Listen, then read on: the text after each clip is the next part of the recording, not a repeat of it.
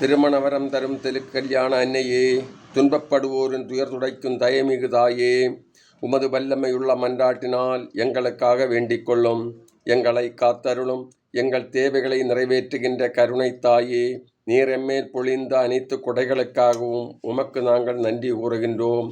பாபிகளாகிய எமக்காக உமது திருமகனும் எங்கள் மீட்பரும் ஆண்டவருமான இயேசு கிறிஸ்துவிடம் எங்களுக்காக பரிந்து பேசுவீராக.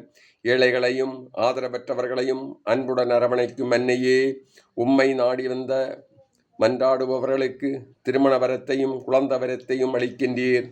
சோதனைகளும் வேதனைகளும் எங்கள் விசுவாச வாழ்வை வீழ்த்தி விடாதபடி எங்களை காத்து வருகின்றீர். உலக வாழ்வில் நாங்கள் எதிர்கொள்ளும் ஏற்றத்தாழ்வுகளும் வறுமை பிணிகளும் எங்களை நெருக்கும் போது சோர்ந்து போகாதபடி உமது அன்பு கரங்களால் எங்களை தேற்றியருளும். அருட்செல்வமும் பொருட்செல்வமும் குறைவின்றி கொடுத்து எங்களை நிறைவான வாழ்வுக்கு அழைத்துச் செல்லும். எங்கள் குடும்பங்களையும் தொழில்களையும் எங்கள் பிள்ளைகளையும் நீர் ஆசீர்வதித்தருளும். ஆமீன். விண்ணுலகிற எங்கள் தந்தையே, உமது பெயர் தூயதென போற்றப் பெறுக. உமது ஆட்சி வருக. உமது திருவிழம் மண்ணுலகில் நிறைவேறுவது போல மண்ணுலகிலும் நிறைவேறுக. எங்கள் அன்றாட உணவை இன்று எங்களுக்கு தாரும். எங்களுக்கு எதிராக குற்றம் செய்தோரை நாங்கள் மன்னிப்பது போல எங்கள் குற்றங்களை மன்னியும். எங்களை சோதனைக்கு உட்படுத்தாதையும் தீமைகளை விடுவித்தரலும். ஆமீன். அருள் நிறைந்த மரியே வாழ்க. ஆண்டவர் உடனே பெண்களுள் ஆசி பெற்றவர் நீரே. உம்முடைய திருவயிற்றின் கனியாகிய இயேசுவும் ஆசி பெற்றவரே.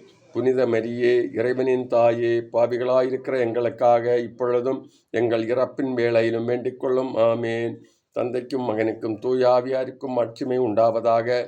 தொடக்கத்தில் இருந்தது போல இப்பொழுதும் எப்பொழுதும் என்றென்றும் இருப்பதாக. ஆமேன்.